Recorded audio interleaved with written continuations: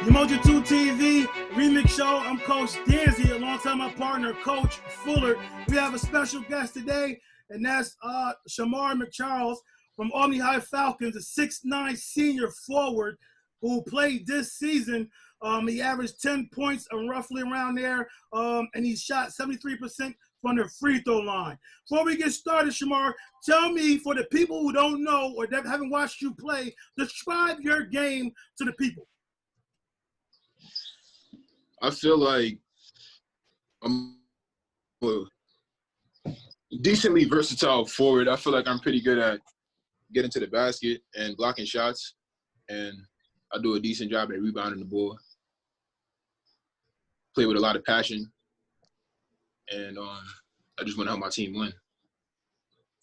Okay, sounds good. Now we're going to get right to the first question. The earliest memory of you picking up a basketball. What age were you when you picked it up and like, oh, wow, look at this thing? Talk to me about it. I think I was like around 8 or 9 years old, maybe a little bit younger. I was just in the park, just in Brooklyn, just shooting hoops with my father in the park. Okay. All right. So and then what was your – go ahead. I'm sorry. Go ahead. Keep going. I was going to say my 7th grade year, one of my closest friends, he persuaded me to try out for the basketball team for my middle school, and he kind of got me into playing basketball. Okay. That was really my second question. Like, tell me, what was your first organized team? What was the name of that team you played on, your first organized with a jersey and all that? The Monarchs. It was called the Monarchs on Long Island. And what age were you? I must have been about 13, 14. Okay. All right. At what point did you realize, what age did you realize that basketball could be a sport that I could probably do something with?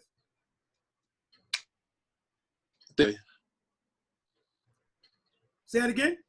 I think it was probably my 9th grade year playing for Coach Dring. So many memories when I had playing the game. I think it was then. That's when I really decided I wanted to actually try and become good at the game. Oh, nice. So talk to me about the people who influenced you, influenced your development as an athlete and on the basketball court. Talk to me about, your parents, your guardians, anybody like that has influenced your basketball and your academic performances. Well, my mom, father, aunt, uncle, grandparents, my point guard, Kevin, those are all people who really put a lot of time and effort into helping me become a better basketball player and showed a lot of support in what I wanted to do in the future. Good. So tell me, what was your best performance this season playing for the Falcons? What was your best overall performance, you would say? Personally, I think my best might have been when we played – it was either when we played Saratoga or when we played CBA. Okay. Now you also dropped 21 points against Hudson the first game of the season. That was a part of your highest output that game, and you blocked a few shots in that game as well. Me and Coach definitely saw some upside in you throughout the season. We liked you a lot. So talk to me about that Hudson game, man. What got into you that game, the first game of the season, to get 21 points and several blocks that game? I mean, at the Armory. I mean, me and Kevin, we knew it was going to be our last season. We put in a lot of work over the summer. We spent a lot of time in the gym. We spent a lot of time, becoming better teammates. And I feel like we just felt like we had to go out there and play with all that we had that game and try to put on a show, be a positive role model for the younger players on the team, and help us win the game. Nice. So my next question before I turn over to Coach. How do you're a Falcon, me and Coach are both Falcons. So tell me, how do you feel about Albany High playing Class D schools like Hudson and Cohoes and McGinn? They're all Class B schools. Talk to me about how you feel about that. I feel like it comes into Albany High. Like, as far as like a lot of the schools in our region, I feel like Albany High has some of the most unique talent. We get a lot of height every year. We get a lot. I feel like we could play better competition than these Class D schools. I just feel like it's a lot of stuff that like that going and just become better. Like I think personally, I don't really see a problem with us playing Class D schools, but I don't think it's that beneficial as far as playing schools that like we know that we are gonna have a good game against. I'd rather be challenged. I'd rather play against teams that are gonna make us fight to win the game. No doubt. Hey, I'm sorry. I don't know if I should call you Shamar or Zomar. What's up with the Zomar? Yeah, I just got like I'm Haitian, and so I just got Zo from my father's side. That's just a Haitian thing. Oh, okay. So where you get all that height from? I don't know. My father's only 5'11". My mom is 5'9". I have this one uncle that my father told me about that's 6'9". I've personally never met him, so I don't really know. Being the genetics there somewhere. Yeah. Now talk to me. You mentioned Long Island. You mentioned Brooklyn. Which one did you spend that much time in? I'm originally from Brooklyn. Most of my life, I came up to Albany my 9th grade year. Okay, so talk to me about the differences you see in basketball downstate, Brooklyn, Five Boroughs, as opposed to up here in upstate New York. I feel like Brooklyn, every player is trained to be good at everything. I feel like we want everybody to be versatile. I feel like everybody plays with flavor. Like we don't really play like kind of like robots, if you understand what I'm saying. I feel like everybody has their own type of touch onto their game in the city. Like it's just a little city touch, and I feel like it's more competitive. You could go to a park at any time and you'll always see somebody playing basketball. Like there's always a chance to get better. There's so many tournaments, so many teams, so many opportunities. Parks. What is the prevalent park in Brooklyn that everybody go to? And if you were balling out at that park and you made a name for yourself at that park, you were known. What's that park in Brooklyn? Yeah. It's just so many parks in Brooklyn. Like, as far as New York State goes, as far as New York City goes, as park to go to would be either Dyckman or like Rucker Park, basically. I feel like that's one of the best parks, but in Brooklyn, it's it's so many different parks. It's kind of hard to say. It's like what neighborhood you're from. Like you can make a name of your neighborhood, but it's kind of hard to make a noise all over the city because there's so many basketball players. Got you. Now, one of the things that my coach has said about you when we were covering Albany High and stuff, he said, he said, Coach Fuller, I'm going to say Zomar. He said, Coach Fuller, he said, Zomar down is the best player on that team. And when I begin to start to watch you and see your accolades and different things you do on the court, be a 6'8", 6'9", you run the floor, you block shots, you're tough inside, you play with a passion, you play with a fierceness.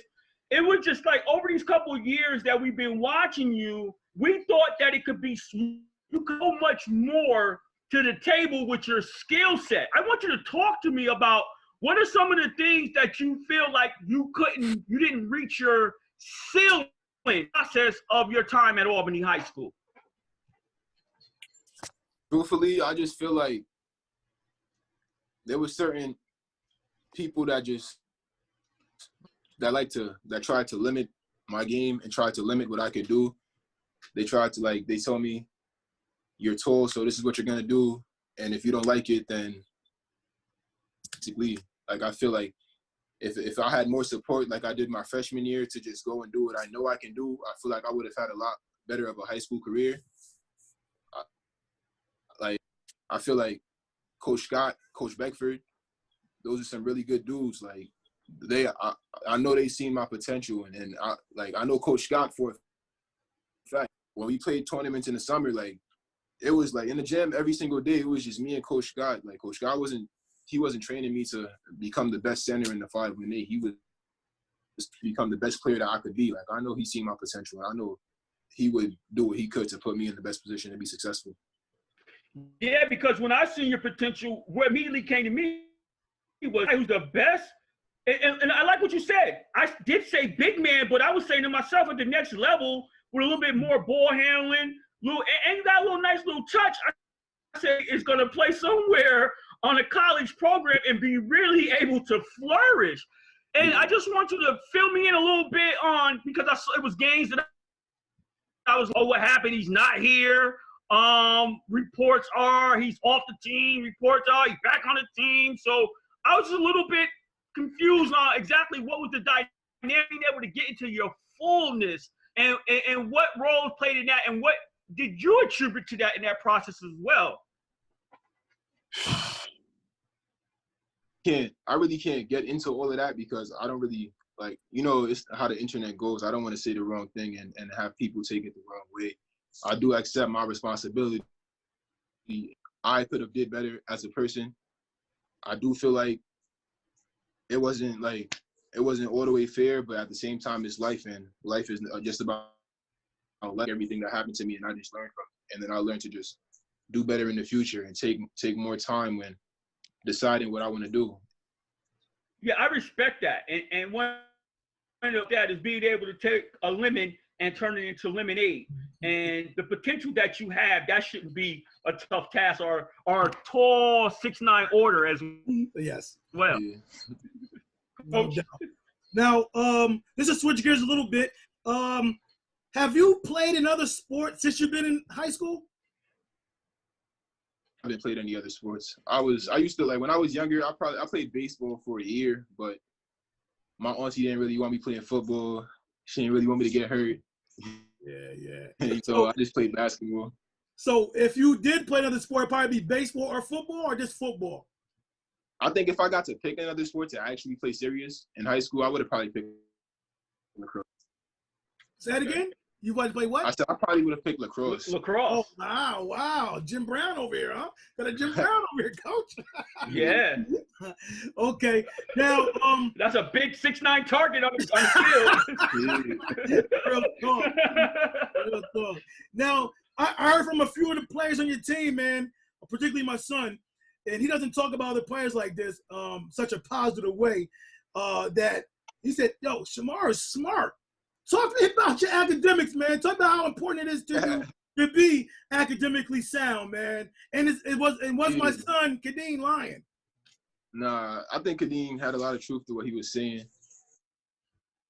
He always told me, if I don't do what I got to do in the classroom, then there's not going to be any basketball. So I always just take that with me. Like, at least try. Like, at the bare minimum, I want to graduate. I don't understand why it would be any other option besides that. Like, academics, that benefits me. It doesn't benefit anybody else besides me. So I think I need to take that serious. So what do you think you want to study when you go to the next level? I'm going to study criminal injustice. Just criminal injustice. Because I don't want to have a job where I'm bored at work every day. I want to have a job where I'm excited to go to work and there's always something happening. So that's why kind of justice. And what you want to do with that? Do you have any idea? You don't have to know it all right now. You're a relatively young man, but any endeavors? The criminal justice field is such a wide variety of a field. Anything in particular that? Not right now. My goal for the future is I'm just gonna go to college, get a bachelor's or associates at least right now, and then after if I pick up any buzz while I'm in college, if I pick up enough, try to see where that could take me. Like, hopefully I can go play somewhere for a little while and then go back to school and then start my career so I get back from doing everything that I want to do in life with basketball to start trying to look for a field and a career. So that brings me to my next question. What are your plans are for the fall? What are your plans?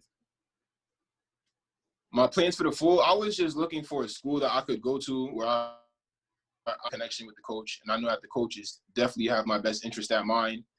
I want to go to a school where I know that I'm definitely going to be a main player and I'm going to be able to that I know I could play and reach my full potential, or at least try to reach my full potential. All right, so you haven't picked a school yet for the fall, you're saying? No, I I haven't picked a school yet. I have a few schools that I'm talking to though. Okay. I'm sorry, Coach. Are you interested in? No, you're fine. Are you interested in going away, home, or does it matter? I mean, it doesn't really matter. Like right now, I'm looking at schools that are away. But if an opportunity presents itself and it happens to be closer to home, then of course, something that presents itself, it's whatever's going to put me in the best position to be successful. All right, now the COVID-19 has come upon us. What have you been doing to stay in shape, to keep that jump shot wet, keep your post moves fluid, keep that, the dribble nice and tight? What have you been doing, man, to keep your body nice and toned and strong as far as weight training and conditioning? He's been playing video games. Yeah, I've been playing a lot of 2K, but I also work out in I have a basketball hoop in front of I put up a lot of shots there every single day. My uncle has weights in the basement, so I'll go down there and I'll lift sometimes. I have a decent neighborhood, so I could go out there and I can run some. Nice. So I'm gonna tell you straight up, man. All the reports I heard about you being a very intellectual kid, very well-rounded and grounded kid, and I remember telling people, I said, don't steam mug grill and the passion that this kid played with, man. He's a gentle giant. And I just want to tell you, it's a pleasure having you come on.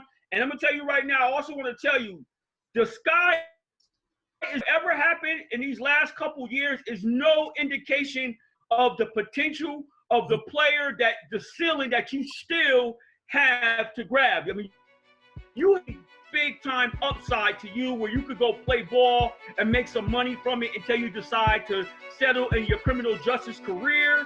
So I just want to tell you that and keep doing what you're doing. It's a pleasure to have you on, and we wish you the best in your future endeavors, and we have no doubt that you're going to be successful in whatever you choose to do. Thank you. I appreciate that. No doubt. And, we want you to be continued success. You are a Falcon, 2 and 2 now, 4 years of playing in that program. So we're going to support you